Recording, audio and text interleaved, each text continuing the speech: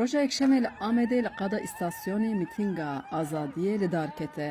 Mîtînga ku ji aliyê Dem Partiyê hate birêvebirin, ji bajarê Kurdan bi hezaran kes beşdar bûn.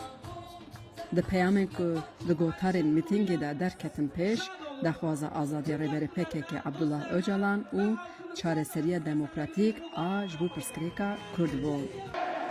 Tecrid nikane çareseriye pek bine. Jindiliti müzakereyi demokratik çenabe. Tecrid kutbirna tekiliyat navkara gel uleberti edeye. Aşti nasrına ümmetiye. Heman roj li Stenbolê jî bi heman armancî mîtîng çêbibû. Di gel germa habînê bi hezaran kes li qada îstasyonê bûn. Fatim ji bo vê mîtingê taybet ji Sêrtê hatiye. Ji bo biratiyê, ji bo xweşîtiyê, ji bo aşîtiyê, ji bo weteviyê em her kes wek hebû di heqê xwe bijîn, em her kes wek hebû di ser axa xwe bijîn, em her kes li welatê xwe bin, em her kes ser axa û avê xwe bin, em her kes ser zarokê xwe bin, em hebsiyê xwe berdin, em xwe azad bikin, em xwe xweşî bikin. Hema ela kuştin, me kuştin navê, me biratî divê, me wetevî divê. والله ماتن بارشه اما تن کو ام تشکی خزر عفش بو عفش بو عفش بو بو هاتنا جم ان شاء الله چه بوس العدين دمرت عشان ماتنا بوس روقي خواتنا عن بو ابيغو دعبسيده يا شانتاوي تنا جازتكن يا صار باش ما سيد بيجن ne بيجن سالك دي جازت دنوان عن بو عدالات هاتنا عن بو حقياتنا عن بو براتي هاتنا ازازه مافون ما دوی زازورین ما د چولیگرین ما اپی ما بترم شهر ما می ما mutluyum.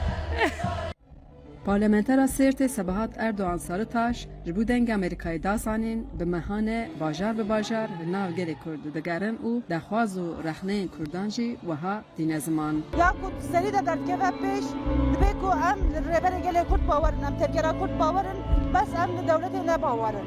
Em jî dibêjin wekî Dem Partî rast e, me tekoşîn bi salaye her tişt dibe destê xistiye, ama dibêjin ku ji ber ku baweriya me li pêvajiyê were gerek serî de hefs û zindan werin.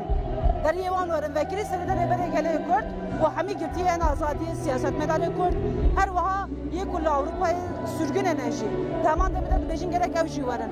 Hevberdevkê însiyatîfa Yekîtiya Demokratîk Mehmet Kamaçe ku ev însiyatîv taybet ji bo vê pêvajoyê hatibû avakirin. Wî dest nîşan kir hêviyê Kurdan ji pêvajoyê û ji dewletê gelekin û wiha anî ziman. Aktorê sereke birêz Öcalan şert û mercêwin statiya wî diyar bibîtin. Ji bo ku bikarî kar û xebatên xwe yek pêş bibirina vê pêvajoyê pêk bînitin. Em bêjin gerek biryarên girîng dîrokî hatin girtin ji aliyê PKK ve bi hizaran çekdarên PKK hene ew kesên ku çekê xwe datînin wê şert û mercê wan çi bibin? Gere ew werin kevin qada siyasetê qada civakê de tekoşîna xwe berdewam bikin, yani gere zemîna wê were ava kirin. Ev seroka Partiya Herêmên Demokratîk Çiğdem Kılıçkın Uçar jî li ser dexwazên Kurdan bang li dewletê kir, anî ziman ji 2 sala zêdetir e ku pêvajo didome lê gavên dewletê pir lawazin. Mîtînga azadiyê a Dem Partiyê a li Amedê bi konsertan û bi govend û dîlanan bi dawî hate. Hacı Can Faqîn, Dengê Amerîka, Amed.